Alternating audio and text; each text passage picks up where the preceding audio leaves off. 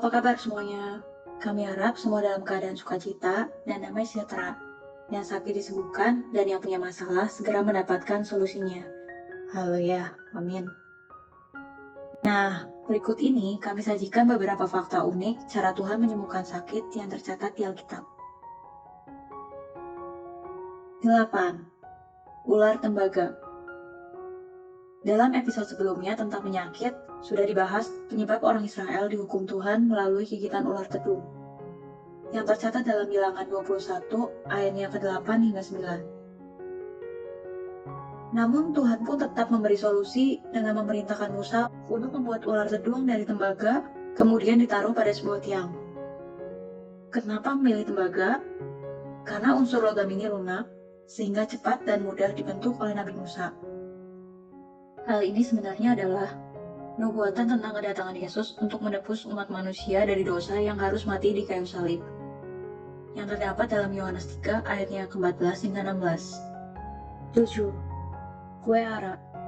Dalam 2 Raja-Raja 20 ayat 1 hingga 11 diceritakan tentang Raja Hizkia yang sakit dan akan mati. Namun karena Raja menangis dengan sangat dan meminta belas kasihan Tuhan, maka oleh seizin Tuhan, Yesaya bin Amos pun memerintah orang di situ untuk mengambil sebuah kue ara dan ditaruh pada bara yang diderita Raja Hizkia. Maka sembuhlah Raja. Bahkan umurnya pun ditambah menjadi 15 tahun lagi. Luar biasa Tuhan, begitu mendengar jeritan dan tangisan sang Raja.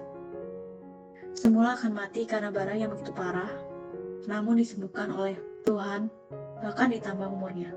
Media kesembuhan pun cukup unik, ditempel kue ara. Kurang lebih seperti inilah penampakan kue ara.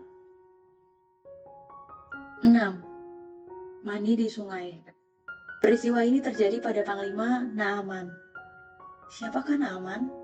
Dalam 2 Raja-Raja 5 ayatnya ke-1 hingga 11 ditulis bahwa Naaman ini adalah Panglima Raja Aram, seorang yang terpandang di hadapan rajanya dan sangat disayangi, sebab oleh dia Tuhan telah memberikan kemenangan kepada orang Aram.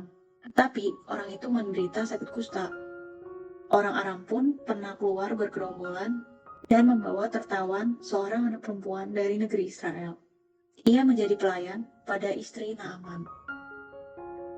Berkatalah gadis itu pada nyonyanya, "Sekiranya Tuanku menghadap nabi yang Samaria itu, maka tentulah nabi itu akan menyembuhkan dia dari penyakitnya." Lalu pergilah Naaman memberitahukan dia kepada rajanya. Katanya, beginilah, dikatakan oleh gadis yang dari negeri Israel itu. Maka jawab Raja Aram, "Baik, pergilah dan aku akan mengirim surat kepada Raja Israel."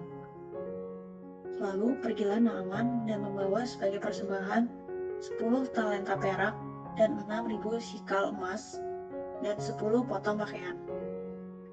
Ia menyampaikan surat itu kepada Raja Israel yang berbunyi, "Sesampainya surat ini kepadamu, maklumlah kiranya bahwa aku menyuruh kepadamu Naaman, pegawaiku, supaya engkau menyembuhkan dia dari penyakit kustanya." Segera sesudah Raja Israel membaca surat itu, dikoyakkannyalah pakaian serta berkata, "Tuhankah aku ini yang dapat mematikan dan menghidupkan, sehingga orang ini mengirim pesan kepadaku, supaya aku sembuhkan seseorang dari penyakit kustanya? Tetapi sesungguhnya, perhatikanlah dan lihatlah, ia mencari gara-gara terhadap aku." Segera sesudah didengar oleh Elisa bahwa Raja Israel mengoyakkan pakaiannya, dikirimnyalah pesan itu kepada Raja. Bunyinya, "Mengapa engkau mengoyakkan pakaianmu? Biarlah ia datang kepadaku, supaya ia tahu bahwa ada seorang nabi di Israel." Kemudian datanglah Naaman dengan kudanya dan keretanya, lalu berhenti di depan pintu rumah Elisa. Nabi Elisa menyuruh seorang suruhan kepadanya, mengatakan, "Pergilah, mandi 7 kali dalam sungai Yordan, maka tubuhmu akan pulih kembali, sehingga engkau menjadi tahir." Tetapi pergilah Naaman dengan gusar sambil berkata, "Aku sangka bahwa setidak-tidaknya ia datang keluar dan berdiri memanggil nama Tuhannya, lalu menggerak-gerakkan tangannya di atas tempat penyakit itu, dan dengan demikian menyembuhkan penyakit kustaku." Bukankah Abana dan Parpar, sungai-sungai Damsyik, lebih baik dari segala sungai di Israel? Bukankah aku dapat mandi di sana dan menjadi tahir?" Kemudian berpalinglah ia dan pergi dengan panas hati. Tetapi pegawai-pegawainya datang dan mendekat serta berkata kepadanya, "Bapak, seandainya nabi itu menyuruh perkara yang sukar kepadamu, bukankah Bapak yang akan melakukannya? Apalagi sekarang, ia hanya berkata kepadamu, 'Mandilah dan engkau akan menjadi tahir.'" Maka turunlah ia membenamkan dirinya 7 kali di dalam sungai Yordan, sesuai dengan perkataan nabi itu. Lalu pulihlah tubuhnya kembali seperti tubuh seorang anak, dan ia menjadi tahir. Kemudian kembalilah ia dengan seluruh pasukannya dengan abdi Tuhan itu.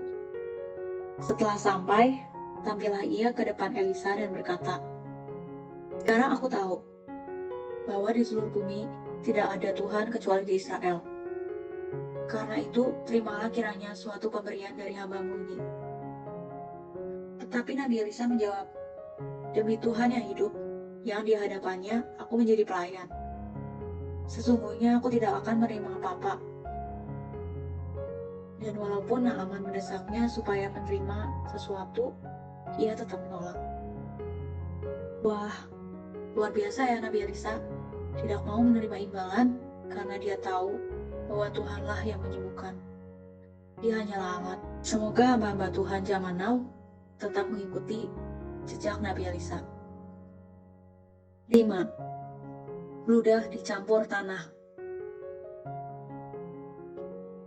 Di dalam Injil Yohanes pasal 9 ayatnya yang ke-6 hingga 7 dicatat bahwa peristiwa penyembuhan ini terjadi di kota Yerusalem pada masa hari-hari raya Pondok Daun yang berlangsung seminggu lebih. Pada kalender Ibrani selalu jatuh pada bulan ke-7 atau Tishri, biasanya sekitar bulan September hingga Oktober, atau kurang lebih 6 bulan sebelum masa sengsara Yesus, yaitu penyalipannya pada hari menjelang Paskah Yahudi. Waktu Yesus sedang lewat, ia melihat seorang yang buta sejak lahirnya. Murid-muridnya bertanya kepadanya, "Rabi, siapakah yang berbuat dosa? Orang ini sendiri atau orang tuanya, sehingga ia dilahirkan buta?" Jawab Yesus, "Bukan dia dan bukan juga orang tuanya, tapi karena pekerjaan-pekerjaan Allah harus dinyatakan di dalam dia.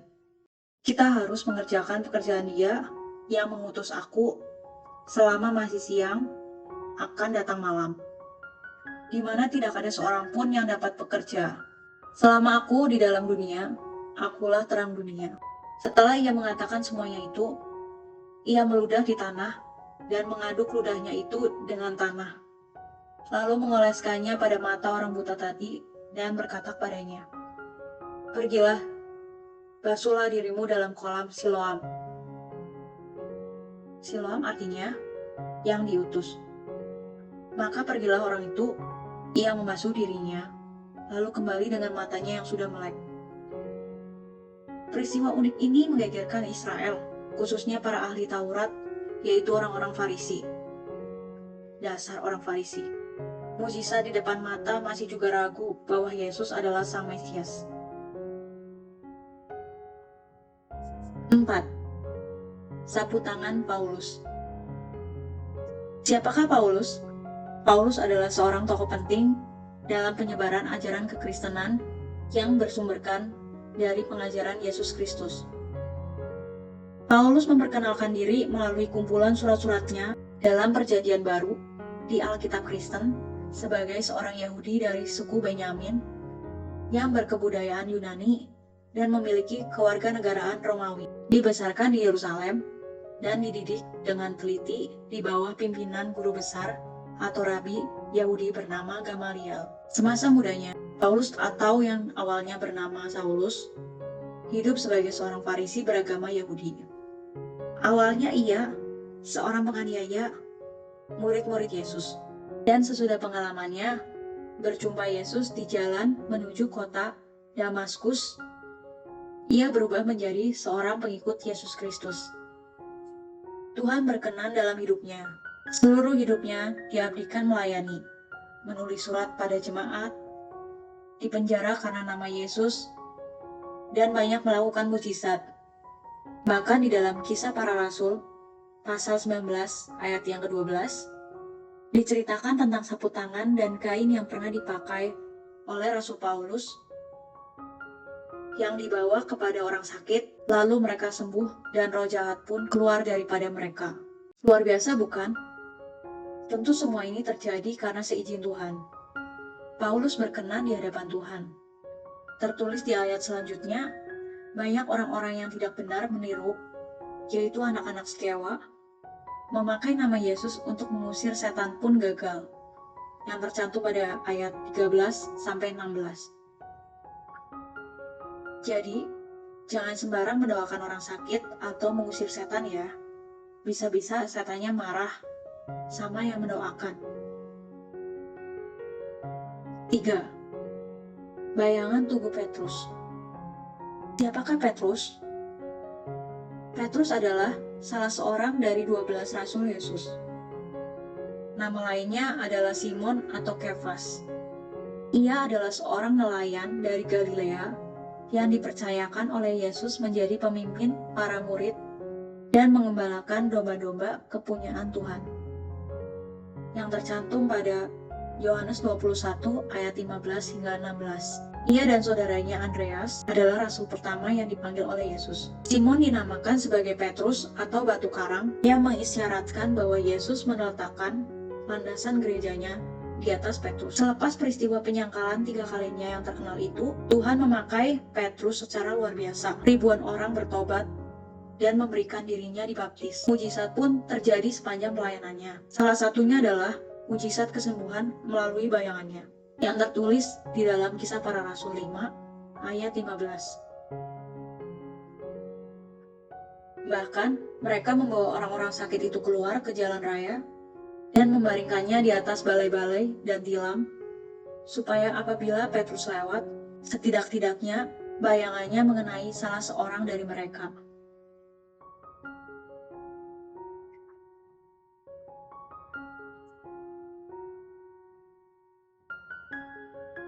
Dua, minyak urapan. Ada beberapa poin pembahasan di dalam Alkitab yang menulis tentang praktek pengurapan dengan media urapan. Beberapa di antaranya untuk pengobatan. Poin pertama di Injil Markus 6 ayat 13. Para murid mengurapi orang-orang yang sakit untuk menyembuhkan mereka. Poin kedua di Injil Lukas 7 ayat 46. Maria mengurapi kaki Yesus sebagai tindakan penyembahan. Dan poin ketiga di surat Yakobus 5 ayat 14. Para tetua gereja mengurapi orang-orang yang sakit untuk kesembuhan. Masalah minyak urapan ini masih misteri hingga sekarang. Ada hal pro dan kontra mengenai kewajiban ketika seorang hamba Tuhan hendak mendoakan orang sakit. Tapi terlepas dari itu semua, memang tidak ada perintah dari Tuhan secara langsung yang tertulis di Alkitab untuk memakai minyak. Tapi tidak ada salahnya juga untuk memakai. Yang terpenting adalah sumber doa dan kesembuhan itu adalah Tuhan. Dan yang melakukan berkenan di hadapan Tuhan. 1. Jubah Yesus. Di dalam Injil Markus 5 ayat 25 hingga 34, diceritakan tentang seorang perempuan yang menderita sakit pendarahan selama 12 tahun. Dia telah berobat ke banyak tabib, namun mereka tidak dapat menolongnya, sehingga telah dihabiskanlah semua yang ada padanya. Namun, sama sekali tidak ada hasilnya. Malah sebaliknya, keadaan semakin memburuk. Suatu hari, dia lihat Yesus dikerumuni oleh banyak orang. Dia percaya bahwa dia akan sembuh hanya dengan menjamah jubahnya. Seketika itu juga berhentilah pendarahannya, dan ia merasa bahwa badannya sudah sembuh dari penyakitnya. Saat itu juga Yesus mengetahui bahwa ada tenaga yang keluar dari dirinya, lalu ia berpaling di tengah orang banyak dan berkata, "Siapa yang menjamah jubahku?" Murid-muridnya menjawab, "Engkau melihat bagaimana orang-orang ini berdesak-desakan di dekatmu, dan engkau bertanya, siapakah yang menjamah aku?" Lalu ia memandang sekelilingnya untuk melihat siapa yang telah melakukan hal itu. Perempuan itu yang menjadi takut dan gemetar ketika mengetahui apa yang telah terjadi atas dirinya, dengan tulus memberitahukan segala sesuatu kepadanya. Maka katanya kepada perempuan itu, "Hai anakku, imanmu telah menyelamatkan kau. Pergilah dengan selamat dan sembuhlah dari penyakitmu." Wah, sungguh besar iman perempuan ini. Tuhan tidak marah dan justru mengakui iman perempuan ini. Buat Bapak Ibu Saudara yang mungkin saat ini sedang sakit, mari ikuti iman perempuan ini. Milikilah iman masing-masing sesuai versinya dan jadilah sembuh. Saudara, hendaknya kita jangan membatasi kuasa Tuhan untuk berkarya dalam hidup kita. Ia punya cara yang tak terbatas jumlahnya untuk menyatakan mujizatnya. Kadang, ia pakai cara yang biasa atau umum, namun juga seringkali Tuhan memakai cara yang luar biasa, yang di luar nalar manusia, yang mungkin belum pernah sama sekali terpikirkan oleh manusia. Cara yang kreatif, cara yang mungkin berbeda dari masing-masing tiap manusia. Bisa saja cara atau media perantara yang dipakai untuk kesembuhan pada sejarah tokoh Alkitab tersebut sama pada zaman sekarang. Namun bisa juga berkembang dengan melalui media kesembuhan lain. Siapa sangka Tuhan tidak bisa dibatasi. Intinya, di balik media-media kesembuhan itu semua, Tuhanlah yang punya kuasa menyembuhkan. Jadi, bukan karena media tersebut punya kuasa dan patut dipuja disembah seperti peristiwa zaman Raja Hizkia. Mereka memberi persembahan kepada patung ular tembaga yang disebut Nehushtan. Itu salah. Konteks zaman Musa berbeda dengan Raja Hizkia, yang tercantum pada 2 Raja-Raja 18 ayat 4. Israel hanya diminta memandang ular tersebut waktu zaman Musa. Jadi yang harus disembah adalah tetap mutlak Tuhan. Mazmur 103 ayat 2-3 mengatakan, "Pujilah Tuhan hai jiwaku. Jangan lupakan segala kebaikannya. Dia yang mengampuni semua dosamu, yang menyembuhkan segala penyakitmu." Sampai jumpa di video selanjutnya. God bless you.